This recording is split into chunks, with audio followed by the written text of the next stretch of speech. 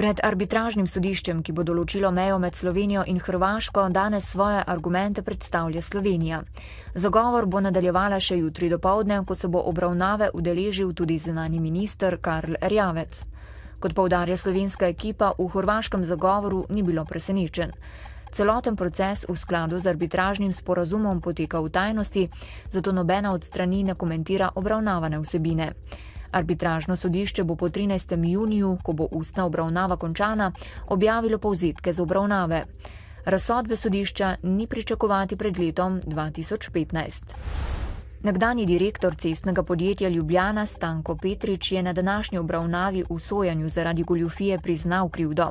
Sodišče pa mu je prisodilo 18 mesecev zapora in plačilo denarne kazni.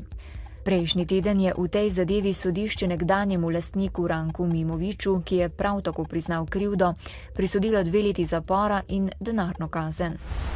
Ptujsko podjetje Teh Center gre v stečaj. 120 zaposlenih že več kot 2 tedna čaka na delo doma.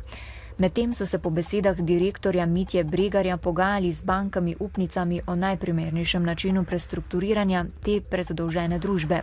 Vendar pa jim je največja banka upnica, za katero gre, ni razkril, odrekla pomoč. Nekdaj uspešno podjetje zaposlenim dolguje plačilo nadur in prispevkov za socialno varnost za zadnji mesec. Z majsko plačo, ki jo del javnih uslužbencev dobi danes, bo izplačan tudi letošnji regres za letni dopust.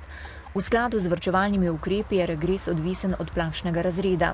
Višji regres pripada tistim v nižjih plačnih razredih, uslužbenci nad 50. plačnim razredom pa letos ostajajo brez njega. Kaj bo prihodnje leto, še ni znano. Vlada je predlagala podaljšanje ukrepov, a pogajanja o tem še potekajo. Nadaljevala naj bi se danes. Volivci, ki se v nedeljo ne bodo mogli udeležiti glasovanja na referendumu o arhivski noveli, lahko le še danes oddajo svoj glas na predčasnem glasovanju. Glasovanje bo potekalo do 17. ure na sedežih okrajnih volilnih komisij. Predčasno glasovanje se je začelo v torek, do danes pa je glasovalo 0,38% volilnih upravičencev. Slovenska nogometna reprezentanca je na prijateljski tekmi v Montevideu izgubila proti Urugvaju z 0:2.